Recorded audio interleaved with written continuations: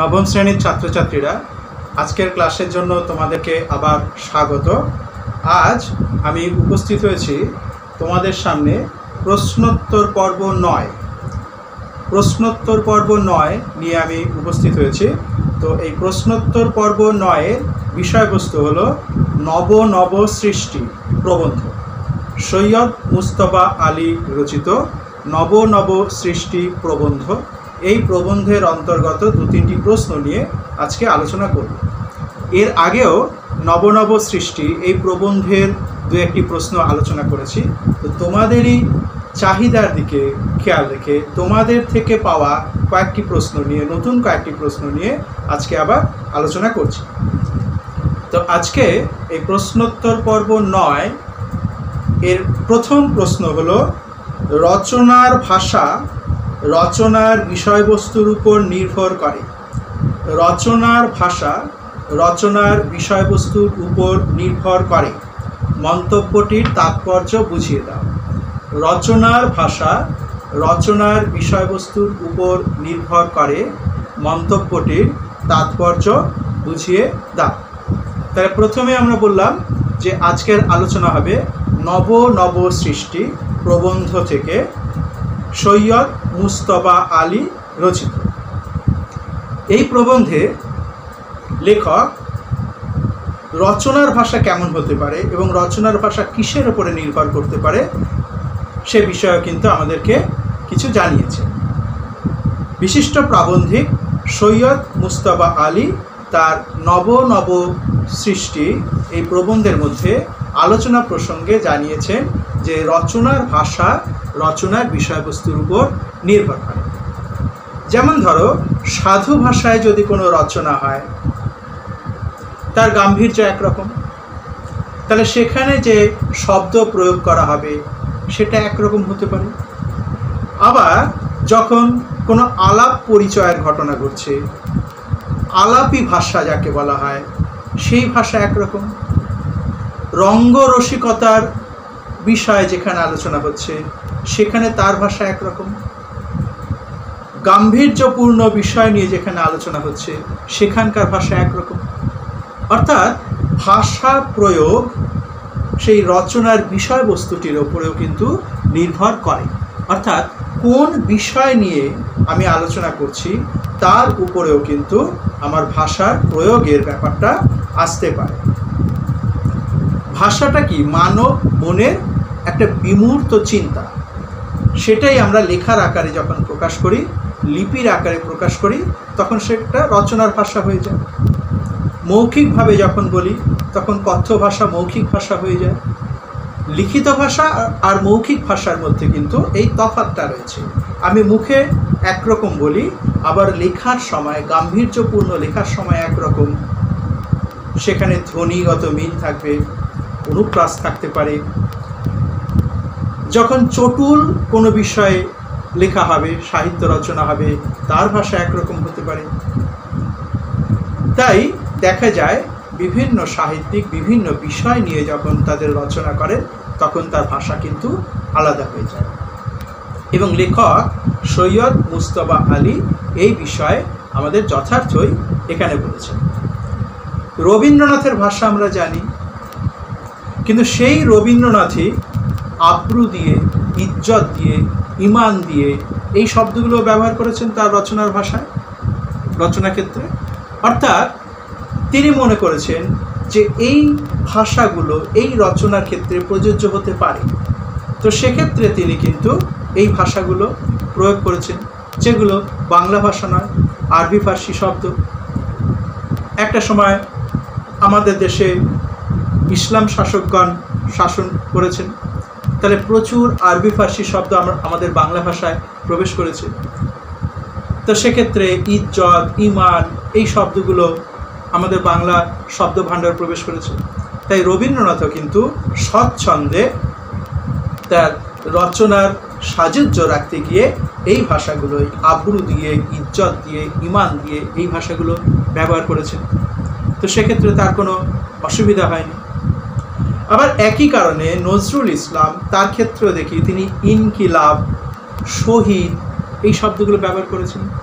যেগুলো কিন্তু প্রকৃতই বাংলা শব্দ ভাণ্ডারের আদি শব্দ নয়, অর্থাৎ মৌলিক শব্দ নয়, যেগুলো আরবি ফার্সি শব্দ। সাধু রচনার ক্ষেত্রে বিদ্যাসাগর একরকম শব্দ ব্যবহার করেছেন, ভাষা ব্যবহার করেছেন। আবার তিনি যখন বেনামিতে বিভিন্ন রচনা করেছেন সেক্ষেত্রে কিন্তু চুটিয়ে কথ্য শব্দ তিনি ব্যবহার করেছেন।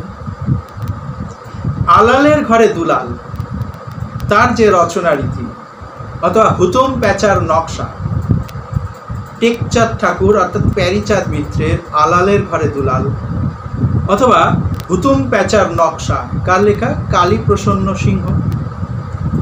তো সেই রচনার ভাষা আর বর্তমানে আজকের দিনে আমরা যে ভাষা ব্যবহার করছি তার ভাষা এক নয়। তাহলে সেই সময়কার সমাজ জীবন বোঝাতে গিয়ে, সেই সময়কার মানুষের রীতিনীতির কথা বোঝাতে গিয়ে টেকচাঁদ ঠাকুর তার আলালের ঘরে দুলালে, অথবা কালীপ্রসন্ন সিংহ তার হুতুম প্যাঁচার নকশা, তার যে ভাষা ব্যবহার করেছেন সেটা সেই সময়কার সেই ভাষার সঙ্গে সাযুজ্য রেখে। আজকের দিনে সেই ভাষা চলবে না। আবার আমরা আলোচনা করেছি যে বিদ্যাসাগর মহাশয়ও তিনিও কিন্তু কথ্য ভাষা ব্যবহার করেছেন বেনামিতে যখন তিনি রচনাগুলো লিখছেন। আমরা দেখতে পাই অর্থাৎ ভাষা কিন্তু তার যে রচনা সেই রচনার বিষয়ের উপরে নির্ভর করছে। হরপ্রসাদ শাস্ত্রী মহাশয় তিনিও কিন্তু এই ভাষার ছুতমার্কের ব্যাপারে তিনিও আহাম্মুখী বলে মন্তব্য করেছেন। অর্থাৎ আলোচনাটা এখানে এটাই নিয়ে যে রচনার ভাষা তার রচনার বিষয়বস্তুর উপরে নির্ভর করে। বসুমতীর সম্পাদকীয় ভাষা অথবা সেই ভাষা একরকম, ধ্বনি গাম্ভীর্য তার মধ্যে আছে। আবার যেখানে কোনো চটুল সাহিত্য রচনা করা হচ্ছে সেখানকার ভাষা একরকম হতে হবে।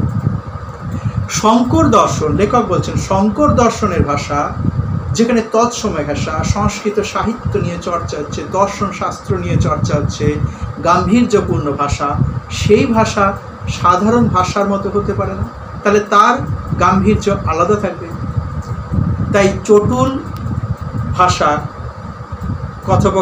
চটুল কথোপকথনের ভাষা একরকম, শঙ্কর দর্শনের ভাষা একরকম, আবার বসুমতীর যে সম্পাদকীয় ভাষা তার ভাষা একরকম।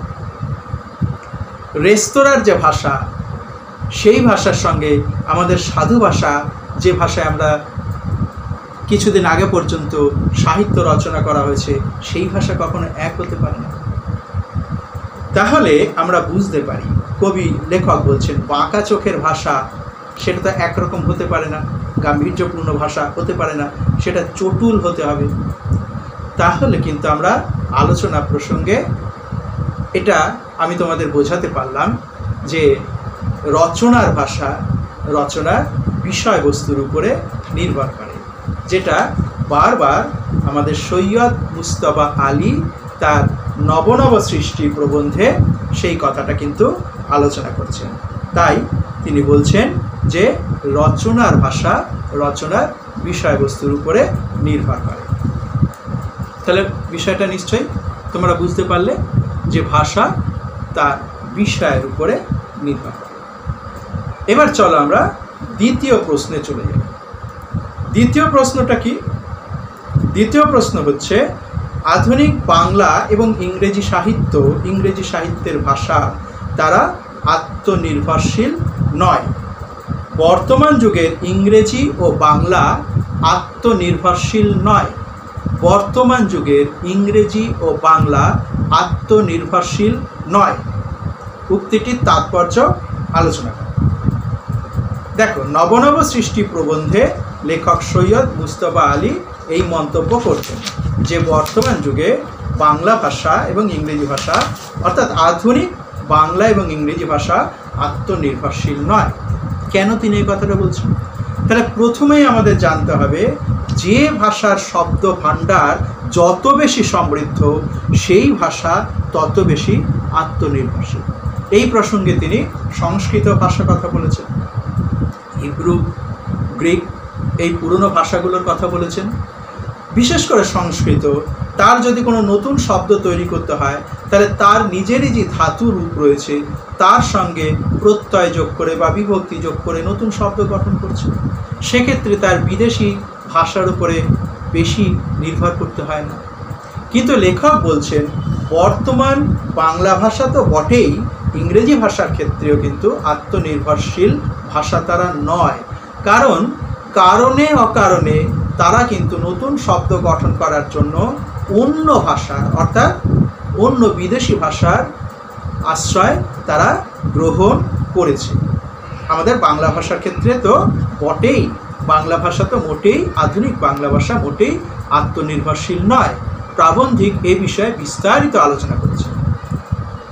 তার আলোচনা থেকে আমরা জানতে পারি কি একদা বাংলায় পাঠান মোগলের শাসন কায়েম ছিল, আর সেই সূত্র ধরে তাদের সঙ্গে সঙ্গে তাদের ভাষাও আমাদের বাংলা ভাষায় প্রবেশ করেছে।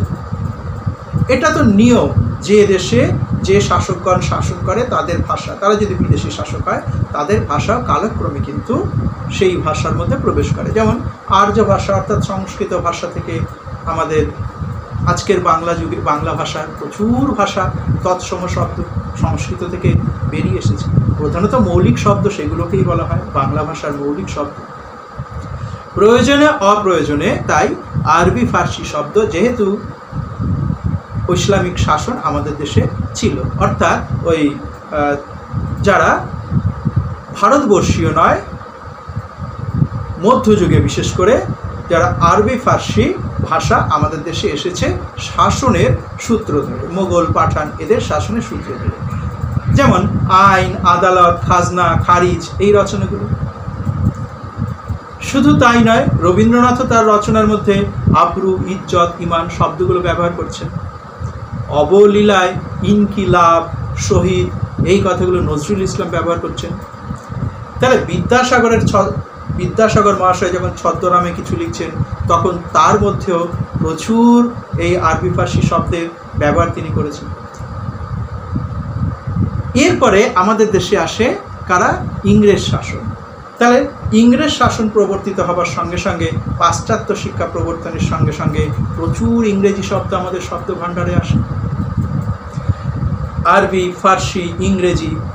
এখনও তো বিশেষ করে বিজ্ঞানের ক্ষেত্রে প্রচুর ইংরেজি শব্দের ব্যবহার ছাড়া আমরা চলতে পারি না। টেলিভিশন, ইঞ্জিনিয়ারিং শব্দগুলো তো, ডাক্তার, টেবিল, চেয়ার সবই তো ইংরেজি শব্দ। প্রচুর ইংরেজি শব্দ আমাদের মধ্যে রয়েছে। আরবি ফার্সি শব্দ যেমন একটা সময় আমাদের দেশে এসেছে, পরবর্তী সময়ে ইংরেজি শব্দ ইংরেজ শাসনের সূত্র ধরে আমাদের বাংলা শব্দ ভাণ্ডারে এসেছে। বলা বাহুল্য এগুলো বাংলা শব্দ ভাণ্ডারকে কিন্তু সমৃদ্ধ করেছে।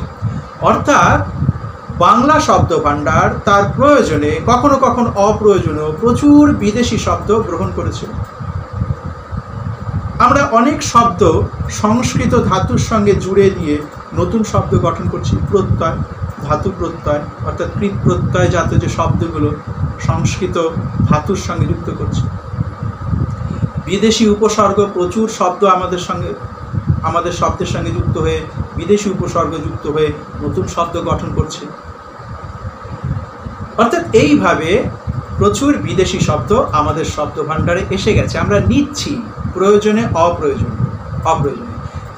বিদেশি শব্দ নেওয়া ভালো কি মন্দ সেই প্রসঙ্গ আলাদা, কিন্তু আমরা নিচ্ছি এবং নেবও, হয়তো আরও ভবিষ্যতেও হয়তো নেব, যেটা প্রাবন্ধিক কিন্তু বলেছেন। তাহলে বাংলা, আধুনিক বাংলা শব্দ ভাণ্ডারে প্রচুর বিদেশি শব্দ এসেছে, কারণ বাংলা এখনো পর্যন্ত নিজের প্রয়োজনে নিজের শব্দ ভাণ্ডার থেকে নিজের ধাতু বা প্রত্যয় ইত্যাদির সাহায্যে নতুন শব্দ যেমন গঠন করছে, তেমনই বিদেশি শব্দের সাহায্যেও নিজের শব্দ ভাণ্ডারকে সমৃদ্ধ করছে। তাই বলছে আধুনিক বাংলা এবং সঙ্গে সঙ্গে ইংরেজি শব্দের মধ্যে ল্যাটিন শব্দ আছে, গ্রিক শব্দ থেকে উৎসটা এসেছে, জার্মান শব্দ থেকে উৎস এসেছে, ইংরেজি শব্দে, অর্থাৎ আধুনিক যুগের বাংলা এবং ইংরেজি স্বয়ং সম্পূর্ণ নয়। এটা লেখক যেমন বলছেন সৈয়দ মুস্তফা আলী, আমরা কিন্তু সেই আলোচনাটা করলাম যে বর্তমান যুগের ইংরেজি ও বাংলা আত্মনির্ভরশীল নয়। তাহলে এই দ্বিতীয় প্রশ্নটা আলোচনা করব। আরেকটি প্রশ্ন তোমাদের সঙ্গে আলোচনা করব, সেটি হলো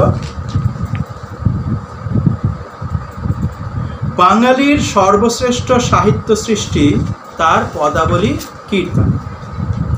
বাঙালির সর্বশ্রেষ্ঠ সাহিত্য কীর্তি তার পদাবলী কীর্তনে।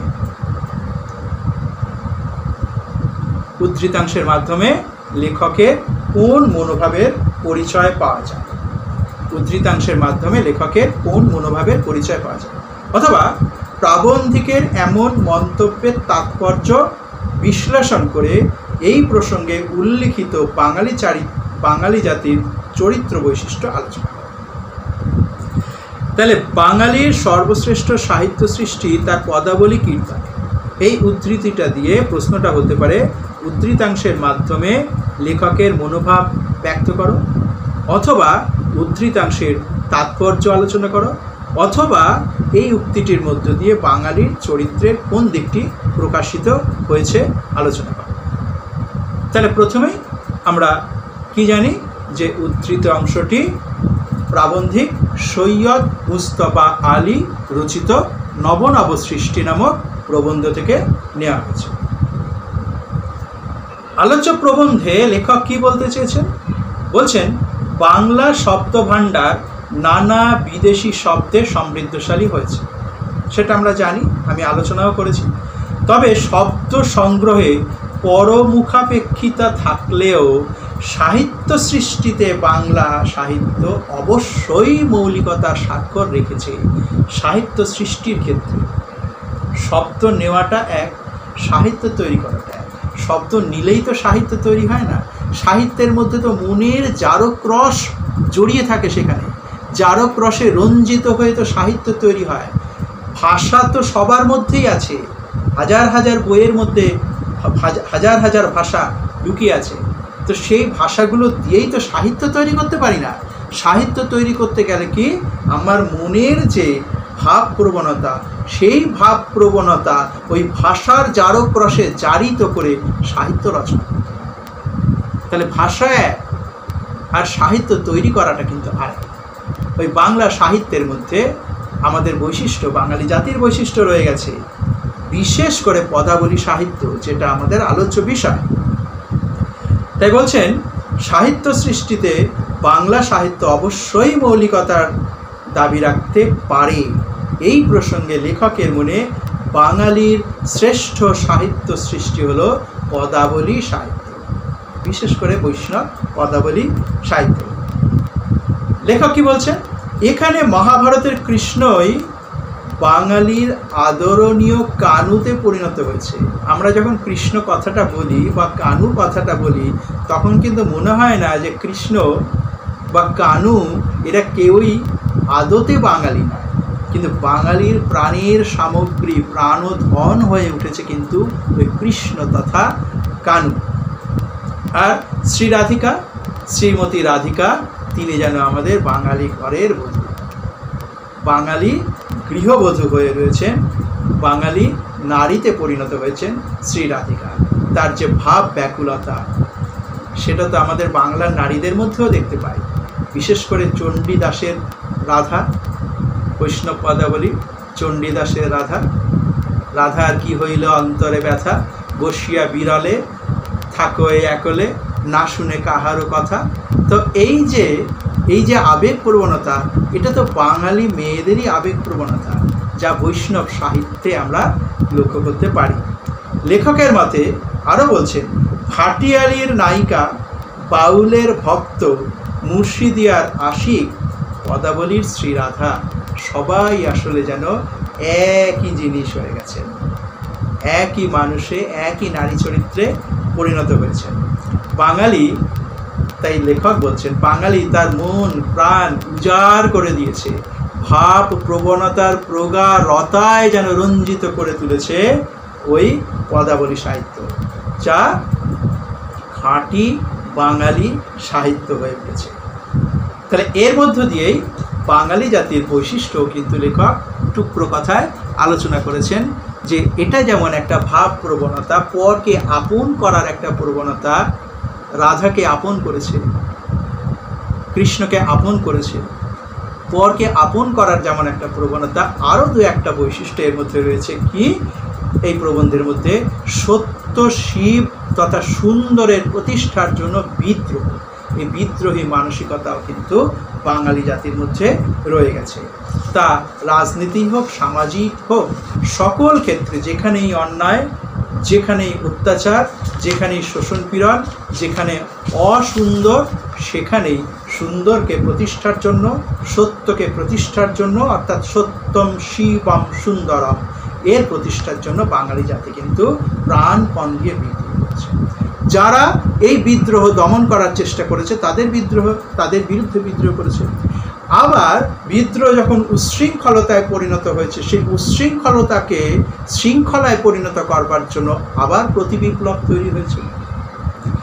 যারা পুরাণের দোহাই দিয়ে, পুরানো পদ্ধতির দোহাই দিয়ে বিদ্রোহকে দমন করার চেষ্টা করেছে, তাদের বিরুদ্ধে বিদ্রোহ করেছে। অর্থাৎ বিদ্রোহ প্রবণতা বাঙালি চরিত্রের একটি বৈশিষ্ট্য, যেটা আমরা এই প্রবন্ধের মধ্যে দেখতে পাচ্ছি। তাহলে ছাত্র বন্ধুরা, নবম শ্রেণীর ছাত্র বন্ধুরা, আজকে প্রশ্নোত্তর পর্ব 9, এই প্রশ্নোত্তর পর্ব 9 নবনব সৃষ্টি এই প্রবন্ধটি আমি বেছে নিয়েছিলাম। এই প্রবন্ধ থেকে 3টি খুব গুরুত্বপূর্ণ প্রশ্ন তোমাদের সামনে রাখলাম। একটা হচ্ছে যে বাঙালি, আমাদের প্রশ্নটা ছিল একটু রচনার ভাষা তার বিষয়বস্তুর উপরে নির্ভর করে। প্রথম প্রশ্নটি ছিল রচনার ভাষা তার বিষয়বস্তুটির উপরে নির্ভর করে। দ্বিতীয় প্রশ্নটি ছিল যে বাঙালি জাতির